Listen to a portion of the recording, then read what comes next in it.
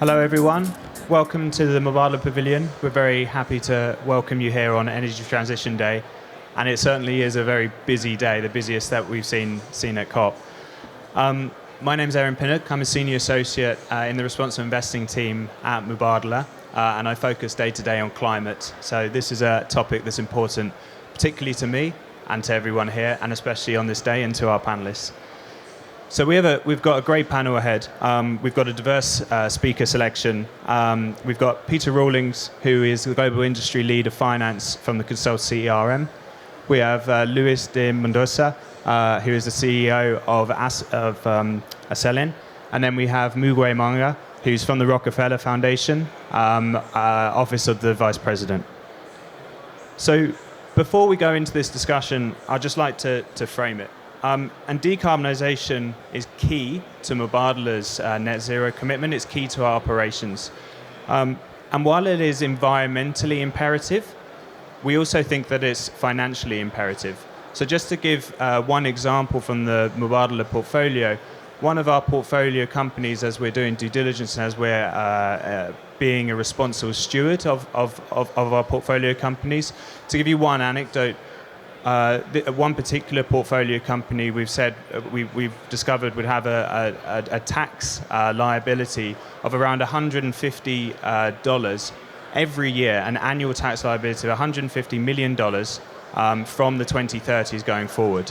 So it's this type of financial imperative that means that we really have to start actioning decarbonisation, not just for the environment, which is obviously imperative, but also as an investor and as business, it has a business imperative. So that hopefully gives a bit of a framing of the conversation. And before we kickstart into the panel, I'd like to, we've got a video, I believe, of Acelen, which is about a minute long. The decisions we make today will impact the future of us all. Acelen has already made its decision to help the planet reduce greenhouse gas emissions more and more each day. In energy transition, we work for a more sustainable future. Brazil has the greatest biodiversity in the world. It's making progress in reducing deforestation and preserving the environment. And soon it will become a world leader in the green economy. We sowed the seed in May this year in Abu Dhabi, with the presence of the Brazilian president, the investment fund Mubadala Capital, and the Brazilian government signed an agreement on a large project for the production of renewable fuels over the next years, an investment of more than $2.5 billion. We'll produce in Bahia and Minas Gerais, on a global scale, the first Brazilian renewable diesel and sustainable aviation fuel from a native seed, macaúba. Acelen's sustainable fuels will be produced on 200,000 hectares of degraded land, reducing carbon emissions by up to 80% from seed to fuel. It will be 20,000 barrels per day at first, 1 billion liters of renewable diesel, and sustainable aviation fuel. This project will change the reality of an entire region, and by 2035, inject $17 billion into the Brazilian economy, with over 90,000 new jobs. We will have a very low-carbon fuel, and 65 million trees planted over 20 years. Brazil is once again an example for the world. These new sustainable fuels will project Acelen as a major player in the global energy sector, and Brazil as a leader in the green economy and energy transition. The green future is in Brazil, and Acelen is proud to be the seed of this future. Acelen, seeding the energy transition. On the back of that fantastic video, we'll kickstart with you. And so can you tell us how investments can serve, and particularly innovative investments such as this, can serve as effective value levers in fast-tracking the decarbonisation journey, and especially going from brown to green industries? Sure. Thank you. Thank you for the invitation. I think first we need to realize, I know the old saying is like, we want everything and we want it now. But, you know, it's not a revolution, it's an evolution. And the value levers is through innovation. You know, just taking an example, the day we invented cars, we didn't ban horses immediately. You know, for a while they shared the roads until we were able to make enough cheaper, affordable, reliable cars, and then horses disappear from the roads.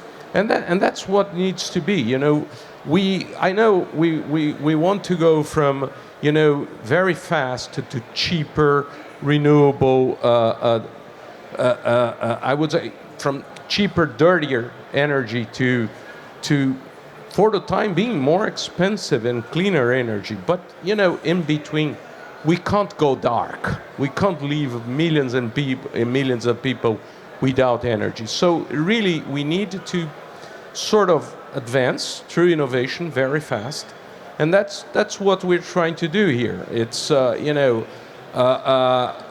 we need to find ways to solve the feedstock equation, because there is not enough feedstock to go around. So we need to be creative. We need to get out of the local mentality, you know, not invented here. Oh, I'm not going to promote this because it's not in my own backyard. In our case, we'll be ready to export the technology. This is macaúba, for example. It's a native plant from Brazil. It's a native fruit, has been around for whatever centuries. You know, the Fraunhofer Institute told us that that has the potential to be the oil of the future. It's zero waste, complies with the 4 Fs at the same time: food, fuel, feed, and fiber. So, and that's why we're very enthusiastic about it. Thank you. Fantastic. I like that you brought the fruit. That's a nice touch as well. Mugwe, an interesting area especially for this conversation is the region of Africa. And in your book, The Energy Future of Africa, you talk about the potential for green hydrogen. Why is Africa the right place to invest in technologies such as these? Thank you, Aaron, and good afternoon, everyone. Well, you see, Africa actually has tremendous renewable energy potential. According to IRENA, it hosts over 40% of the world's renewable energy capacity. When it comes to green hydrogen, when they did the study with the IEA, Africa came out as having the best technical capacity for green hydrogen. Now, so what does that mean? It means we're sitting on a sleeping giant that is a green giant and a green continent. The question is, how do we unlock this? And unlock it not just for the continent and its growing population that will soon be 2 billion people and host 40% of the world's youth population by 2050, but also for the world. And what we're seeing is a lot of uptake in ideas, technologies, and also trials within Africa. This week, 6 heads of state launched the Africa Green Industrialization Initiative that looks at how can we harness the green energy to then be able to industrialize and move certain value chains and supply chains onshore onto the continent, because we also have a lot of critical minerals. So the idea around green hydrogen is really on exporting energy, exporting this immense renewable energy that we have in the continent. And Peter, picking up on what Mugwe mentioned, it's about unlocking unlocking the finance to invest into technologies like these. So from your background, being able to see across the market, what type of innovative, de-risking mechanisms or financing mechanisms can people employ to be able to unlock this type of investment? Yeah, thank you. Good afternoon, everyone. I think we've heard a couple of the points raised already, which are really true. And financing is the key here, but we've got to acknowledge there are some barriers. If you look at the various programs happening across all the various COP events, finance just appears again and again, and I think so many different panels are really trying to focus on that unlocking. Firstly, how do we de-risk the finance so we can mobilize the capital, particularly into the emerging economies where it's needing?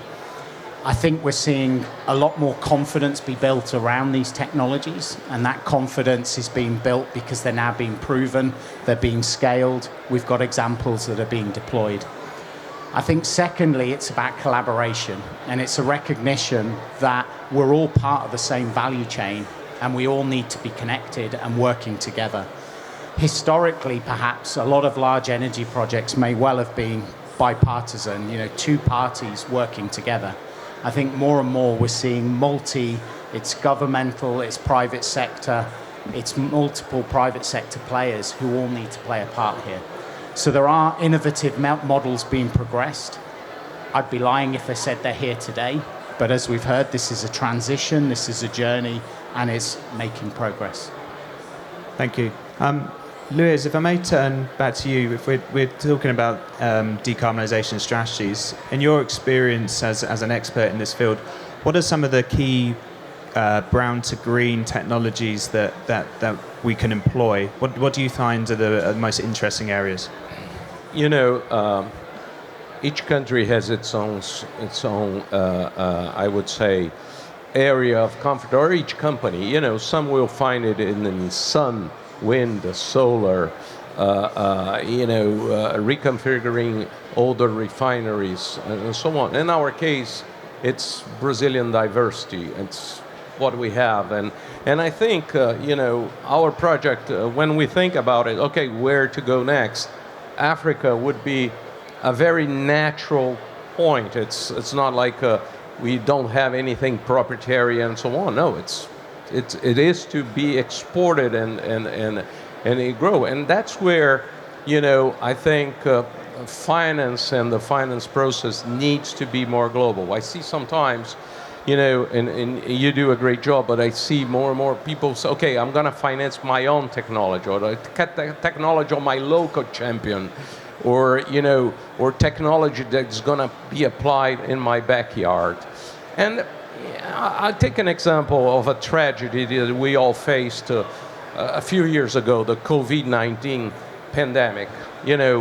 Millions and millions were dying, and then all of a sudden we were able to drop long process approvals, to collaborate, to fight, to find vaccines faster, where it normally took 10 years to approve vaccines. We did it in months, and maybe we need to realize that there are millions of people dying from the climate crisis.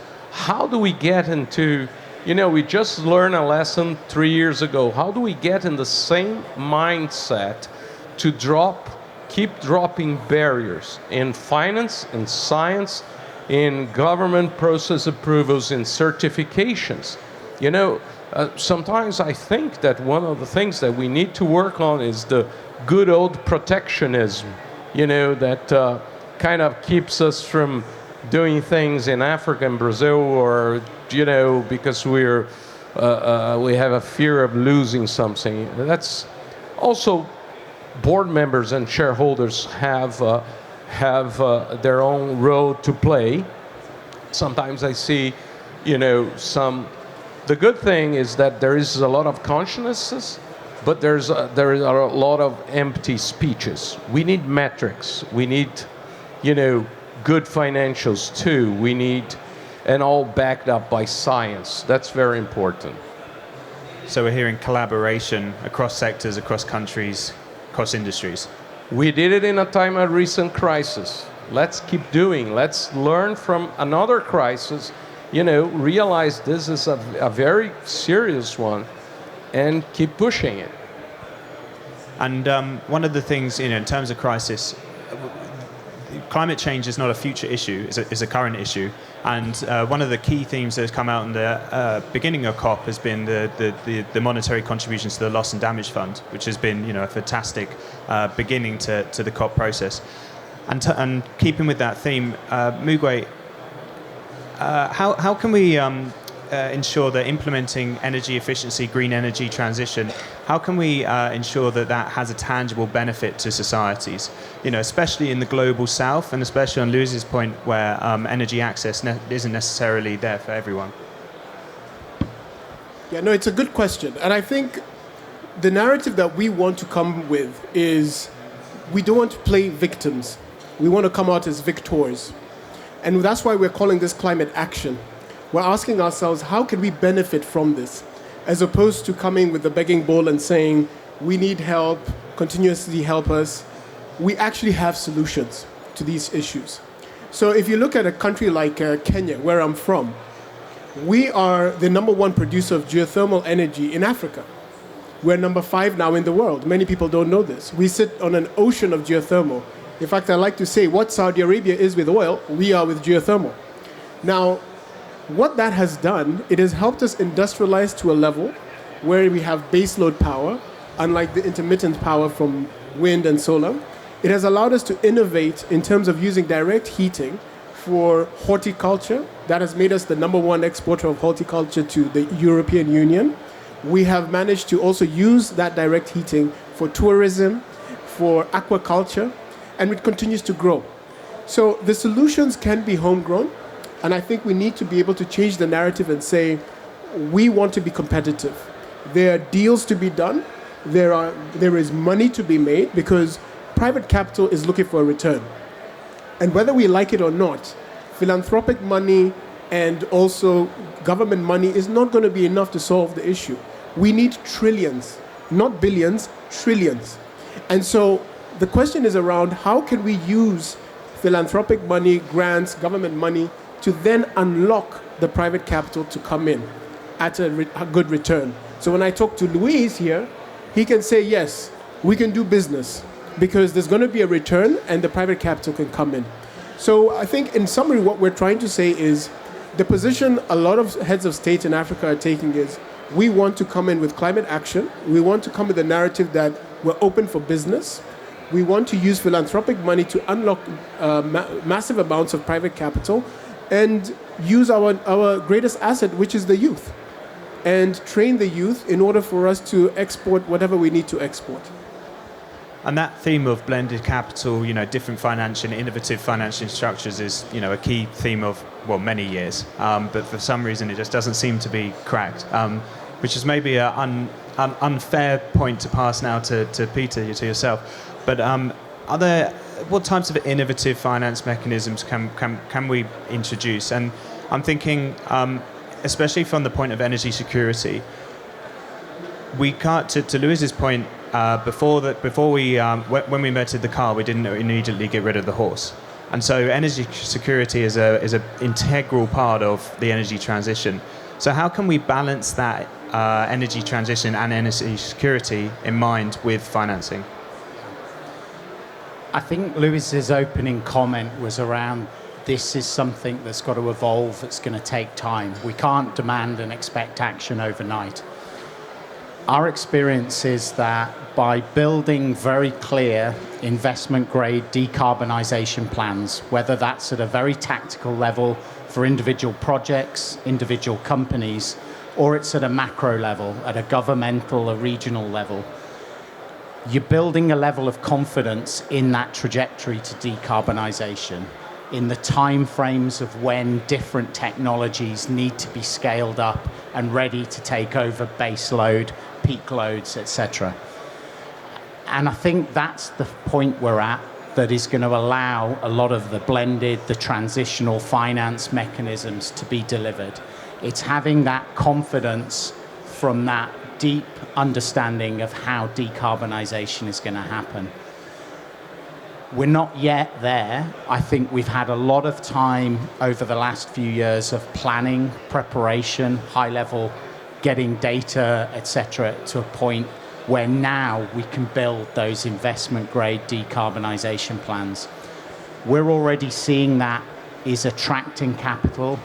It's determining and proving that these are value-add projects, that they pay for themselves, they deliver the return that private capital needs.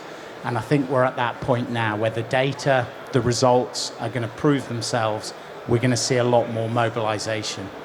And I just add a point, I don't want to sound doom and gloom. I'm an eternal optimist.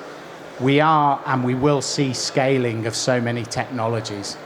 So when I started my career many moons ago, it took about 10 years to develop 1 gigawatt of renewable energy. Today, we're delivering 1 gigawatt every 24 hours. So we're seeing a lot of scaling and acceleration is already here. And I think we're going to see more and more of that happen. one thing that I hear frequently is 40 years ago, fossil fuels made up 80% of energy consumption. And despite all the progress, 80% of energy consumption is still made up from fossil fuels. But because of the pace of growth, I guess that you're referring to, is there is, without the doom and gloom, there is that tangible acceleration. And as you may have seen in other forums and other parts of the COP event, what we're doing today on renewables is not enough, and we've got to triple that. And it's not just triple the renewables, we've got to triple the amount of minerals that are essential to build those. So there's a lot of work still to be done, but I think we're on that very steep upward trajectory. Thank you. Louise, if I may turn back to you. One of the things, especially as an investor, you need to be aware of the bottom line, because what is not sustainably financially is not sustainably environmentally, and it's not a sustainable business. So how do you address the day-to-day business concerns with the decarbonisation efforts and with the energy transition thought at play? Well, in our case, what we did first, we got really pushed by our boards and by Mubadala by saying, okay, you got an energy business. Next meeting, you bring me ideas, you bring me projects, and make sense where, we can fully support you and so on. And the way to do it is really first, in our case, we did set up, a dedicated team to do it. But in this case, for the Macaúba project, there is research out there for 40 years, 30 years. People see the potential of this fruit. And what we did is that we created a knowledge network, a sharing network, and with the most credible actors out there, the Fraunhofer Institute, Cornell, UC Davis, California, Embrapa in Brazil, University of São Paulo, and we put all the scientists in the room and just let them talk for a while, and we try to help with, say, our business people to say, okay, what are, of all these ideas, what are those that will have, maybe make more sense, maybe more presentable, make a great prototype. It's a big investment, but it's still a prototype in a way, hopefully we can, after this, we prove the success of this, we can scale up to 3, 4, 5 different hubs and other countries as well. So I think it's this fun, getting the innovation people, that sometimes have great pet projects, together with the business and the finance people from the beginning, and say, okay, guys, let's make this all funnel this and make this a great pipeline and make a great business story, a great government story. It's like you have to build this win for all story. There are no losers here. In this case, we are focused on degraded land in a very poor part of the country. So when in other industries they talk about whatever is happening to forests, in our case we're creating forests. And that's what makes such a great story. But you have to combine put everybody in the room, lock them up, and don't let them come out until it makes sense to be presented to the greater audience. And then on the forestry piece, because it's really interesting, and to your point on getting everyone in the room from different divergent backgrounds, is carbon credit something that you're potentially looking at as part of that? Yes, it is, but I think it's somewhat lagging behind. We need more clarification, we need more mechanism, we need either in Brazil, more regulations around that. It's great. We're going to capture a ton of carbon here. We'll have millions of carbon credits. Can we use it to financially, hopefully, I'm certain confident that we can do it, but the whole, arena still needs to be better defined. And And I'm counting on Peter to help me there. And in addition to that, could you just touch on the flavour of the social benefit from or the expected social benefit from this project? Because I believe there's operating in areas where there's high unemployment. It's a community as well as environmental thing. It's a very poor area, and when we talk, okay, we're going to plant a forest, but we're counting on the small farmers to do it. So, and it will actually bring additional revenue to very poor families. But when you are doing all that, when you are domesticating the fruit, when you are creating technology, you are also educating people. You're training people. You're giving them opportunities. So that's why when we look at it and we ask for a business university to come and say, okay, measure the economic social impact of that, then those from that study is where the numbers come from. Just this project has the potential for 90,000 jobs in a very poor area of the country. That will fixate people at their homes, make them less tempted to migrate and live in shanty towns and in great cities. So it's natural. It goes. If you have a project like this, and it is a great project, and I've seen some great projects in Africa too. It's it flows naturally from.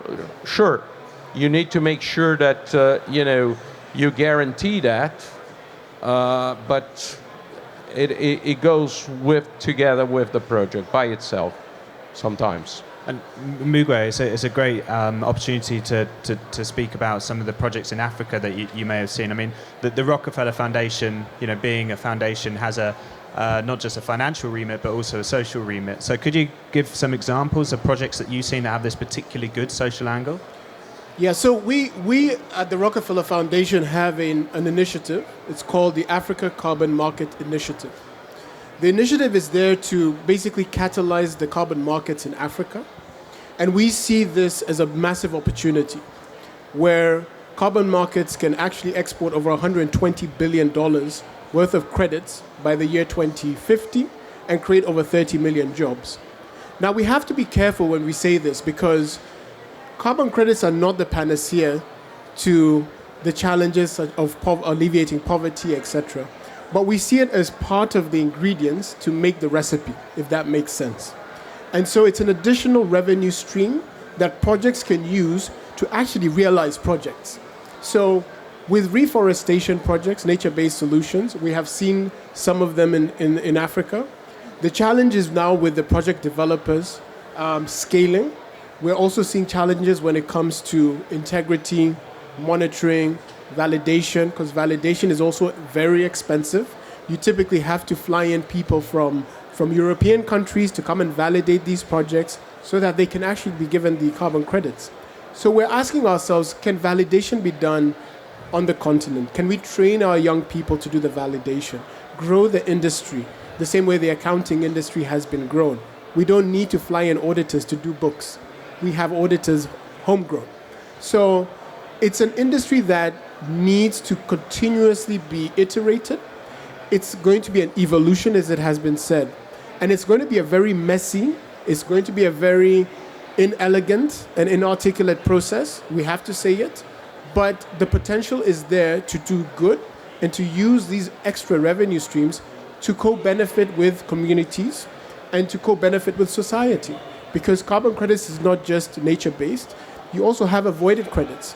One of them being, for example, clean cooking. Many of you may not know, but clean cooking is a major issue on the continent. About 900 million Africans don't have access to clean cooking. Now, that's a massive opportunity because you have 900 million customers who are looking for clean cooking solutions. We have ethanol-based solutions similar to what's happening in Brazil. We have solutions that are basically LPG.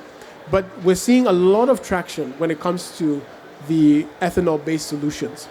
And we see that, look, we're open to everything. Climate change is going to be a team sport. Everybody has to be involved, and we need all solutions possible and hands on deck to be able to ensure we can eradicate poverty and promote green growth. Because if we don't, a continent like Africa will still require what that is required, and we will never meet the net zero targets because we're the fastest growing population. And therefore, solutions are needed urgently for this. And Peter, I really liked what Mugwe is saying. It's a team sport. Getting to net zero requires coordination across all players and all actors in the market. And as an asset owner, from a Badala perspective, what I really like is being able to see the overarching narrative of how different industries intersect with each other and how they each play a role in the net zero transition and in waking up in the morning and going to bed at night. Your impact on the environment has been minimal. That's what we try to get across on our pavilion, the intersection between companies. And so in a similar position, I guess, that you sit in, how do you see this interconnectivity as important to the energy transition? How important is it to be a shaper of this evolution rather than be reactionary to this evolution? I think that's the critical pathway forward. Often when things become mandated, they become, say, just a legal requirement. A compliance exercise doesn't always think about the value add, the value creation.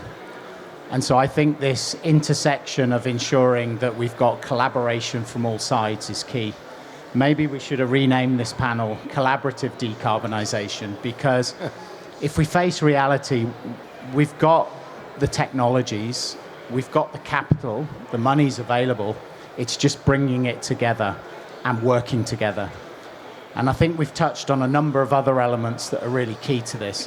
One of them is, although decarbonization by its very nature implies carbon, we can't look at it as a one-dimensional topic.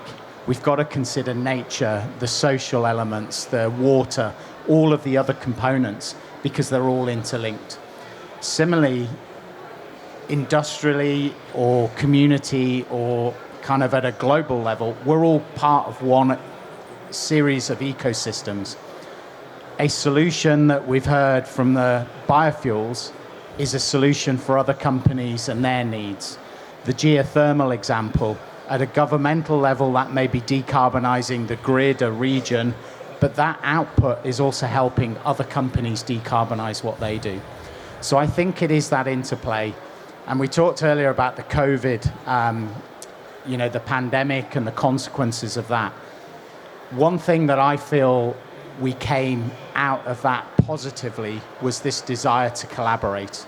I think historically, business community was probably less keen to collaborate for fear of losing out, losing any IP or anything like that. I think we're at a point now where collaboration is the only way forward, because the climate issue, the decarbonization issues are far too large for any one individual or corporation or government to solve alone. It is a team sport, as you say. Louise, I'd love to hear your view of this. As, I guess, a provider of fuel, of renewable fuel to the end market, how much of that is important? How much of collaboration is important to developing those partnerships with your suppliers?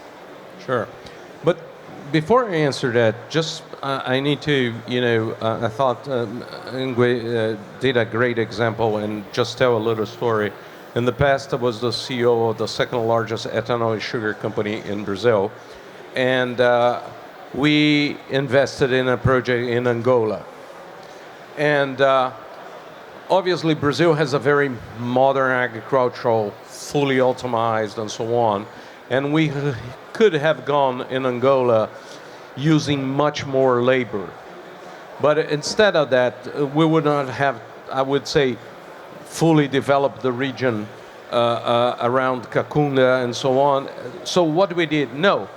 The same techniques, the same advanced agricultural, mechanized, fully agricultural, fly-by-wire harvesters that we use in Brazil, the same techniques, we're going to use it in Angola.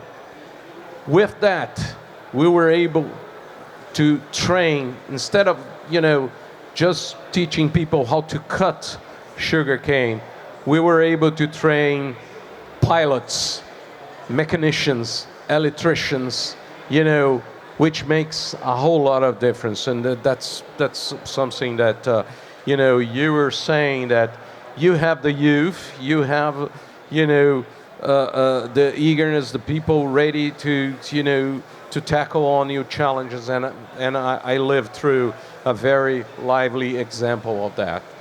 But it's just like we all mentioned here, and I like your suggestion, collaborative, decarbonization, because that's what it is. It's we have to share knowledge, we have to share money, we have to share people. Actually, it is an international effort. You can't say my country is clean, yours is dirty. You deal with it. Sorry, climate has no borders, and that's what's really important about. And maybe just as we reach towards the end, just linking it back and thinking about how we go from here. We're hearing collaboration is one of the key things that's required from this, and we hear that the money is there, the willingness is there, and the projects are there.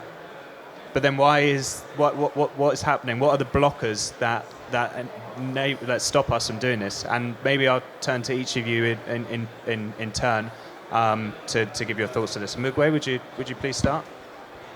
It's a very good question. I think one of the things I would say is there's a challenge when it comes to cost of capital and perceived risk. Because the projects are there, as you say, the money is sitting. But the question is, what does it take to unlock the capital? Today, as you know, we're living in a very high interest rate environment. A lot of capital has gone back to the United States, for example, to go into treasuries because it's safe. It makes sense for bondholders. It makes sense for pension holders. So when it comes to the cost of capital, that's a challenge. When it comes to also subsidies, it's a challenge. The reality on the ground in most African countries is that subsidies don't exist. Now, if you go to America, they have the IRA, which for good measure, to encourage the green transition. But what it has inadvertently done, it has made investments going into America much more attractive than going other places. And so capital it's the theory of the flying flock of geese. It will go to where is most comfortable. And so therefore, competing with that becomes difficult.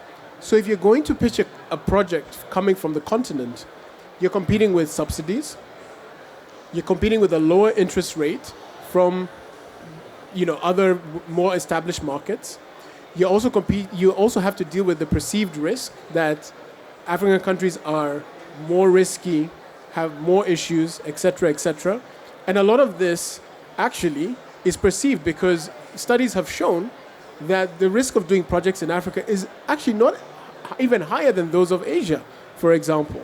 So going through those hurdles is going to require a lot of solutions when it comes to the global financial architecture that's going on right now. These discussions is going to require philanthropies to come in and unlock this capital by de-risking certain projects.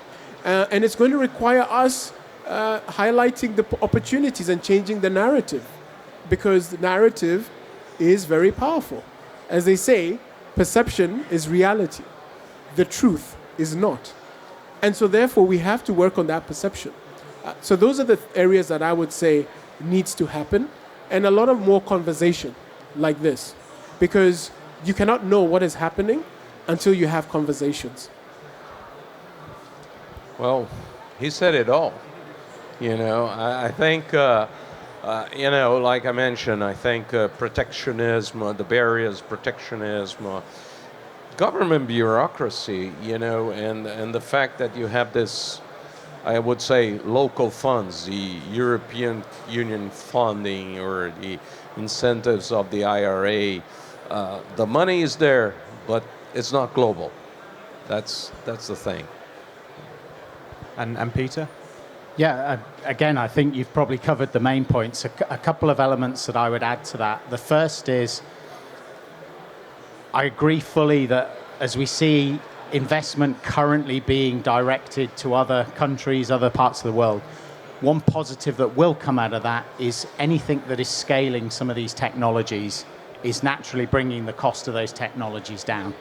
So renewables today in many countries are affordable, and a lot of that is because of the uptake that China's had over so many years that it's really driven the cost down.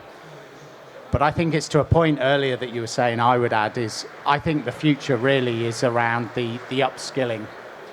We've got generations of people coming through now who have the desire, the passion, their thought processes really challenge the status quo, and we've got to encourage that. We've got to nurture it. And I think the more we build capacity, the more we build technological know-how, the better. I think a restriction you often seen around deployment of capital and projects in some of the emerging economies is often down to there's a lack of capacity. The reality is there isn't. We've just got to encourage that, and we've got to demonstrate it by building that. So I really am confident, but I think that educational and capacity building is a key step here.